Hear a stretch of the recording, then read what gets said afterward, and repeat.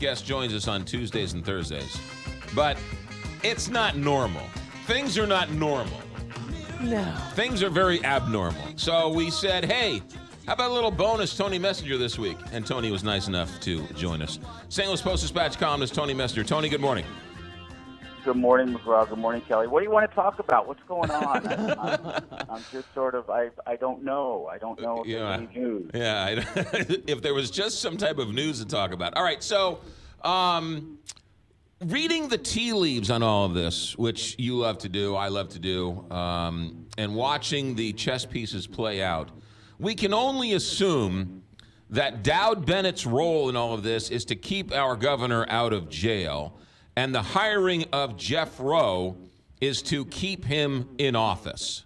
Is that safe to say?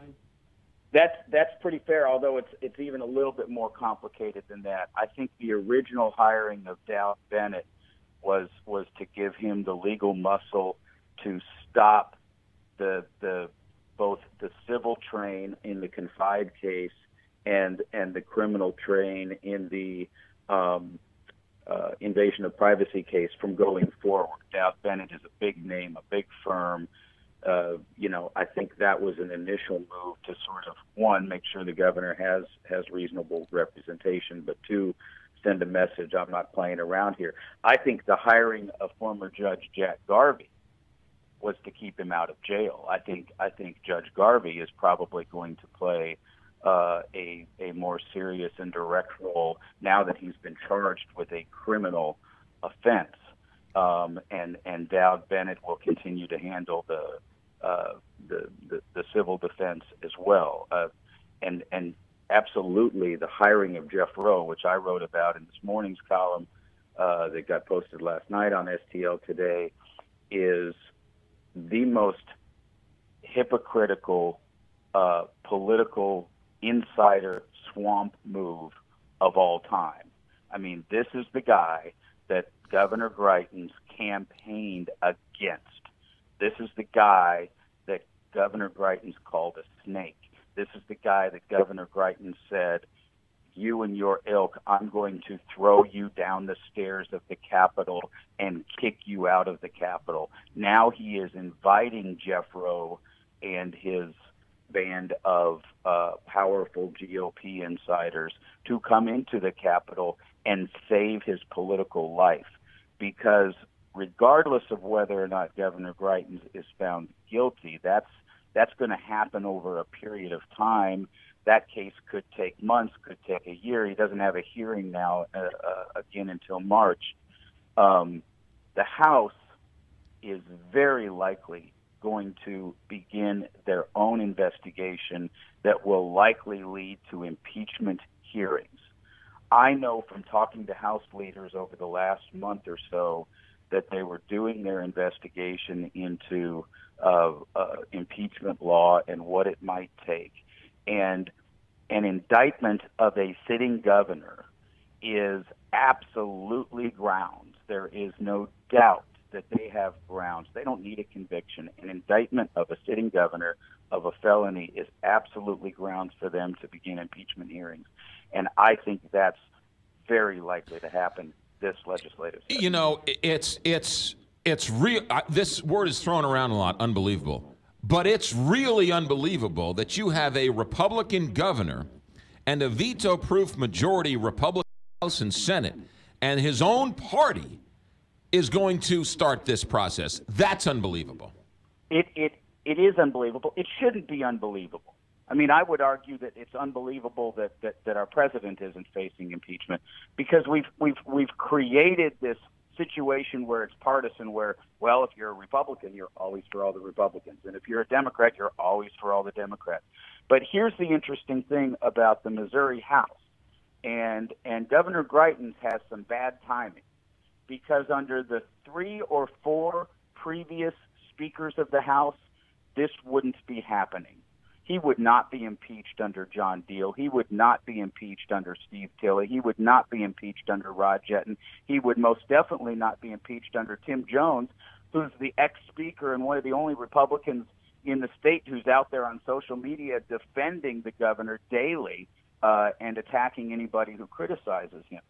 But Mark Richardson, Todd Richardson.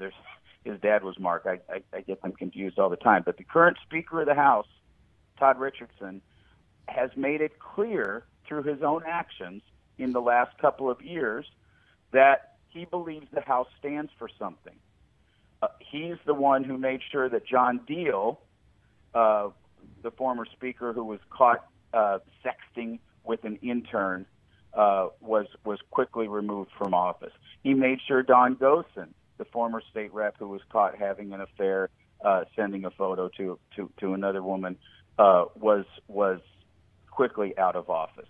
He has set at least somewhat a different standard and shown that he is willing to criticize Republicans who do damage to the integrity of the Missouri House and of the Capitol. So I think that it is very likely that there will now be impeachment hearings.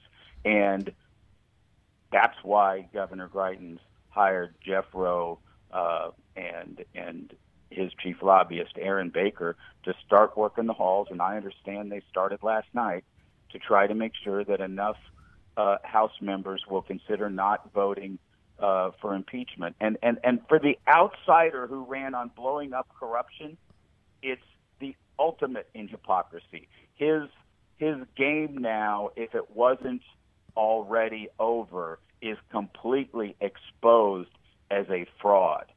This is the ultimate in corruption, because the only way Jeff Rowe gets House members to vote is if he's telling them, I will run somebody against you in a primary, or I will stop you from getting the money that you need to run, or these other clients that I represent will no longer donate to you.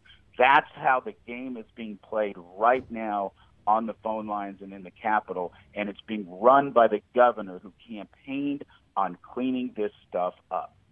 PR-wise, we saw him come out and throw the liberal Democrat, terrible St. Louis City prosecutor playing politics. And then we wake up this morning that Dowd Bennett asked for a secret meeting. Now, one, I don't know how we found out about a secret meeting, but sure is interesting how they want to put a human face to the prosecutor while calling her names. Yeah, we found out about a secret meeting because the prosecutor told us about it after the governor and his spokespeople decided to throw her under the bus.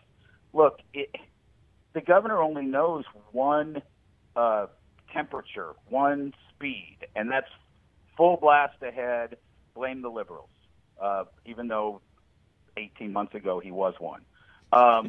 So it just, that's what he does. That's all he knows, and that's what his advisors are going to tell him to do.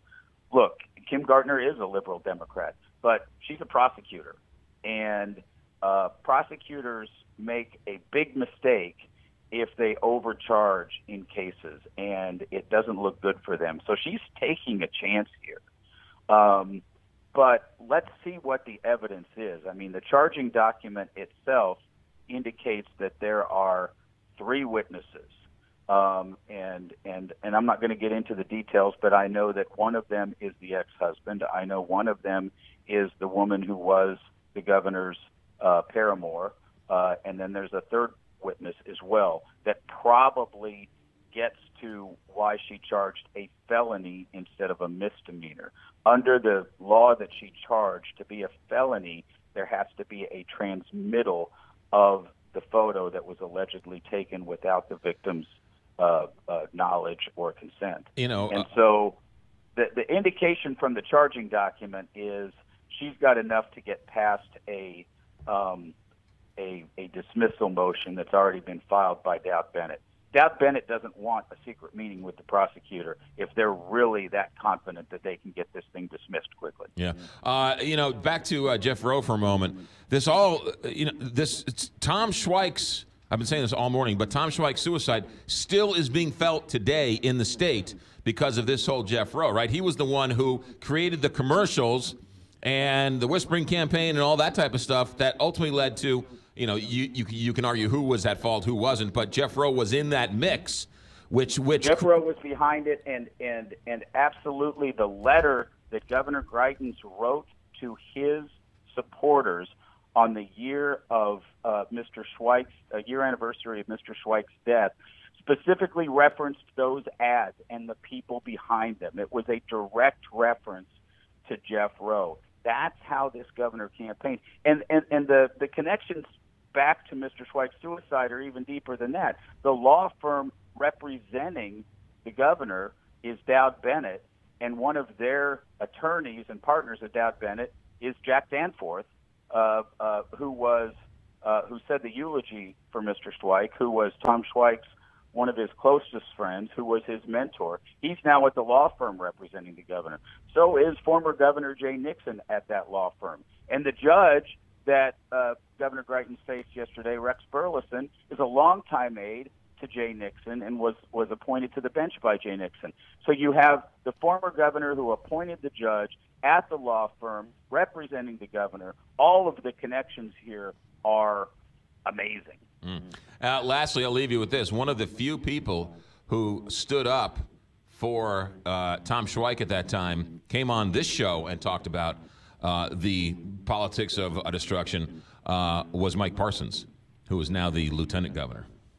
Yep, Lieutenant Governor Parson was actually gave a moving speech on the Senate floor a day or two after Mr. Schweik's funeral, and there's a lot of speculation in the Capitol that the Lieutenant Governor is preparing to be the governor if Governor Greitens either resigns, which I don't expect, or is forced out of office, either through a criminal conviction or through impeachment. Last question for you, Tony, because we're short on time. Ballpark this for me.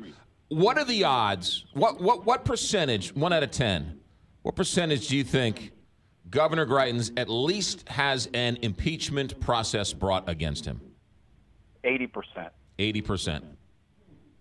Yep. Tony Messenger, St. Louis Post. I think that's very likely. 80%. Tony, have a good weekend. Thanks for the bonus coverage.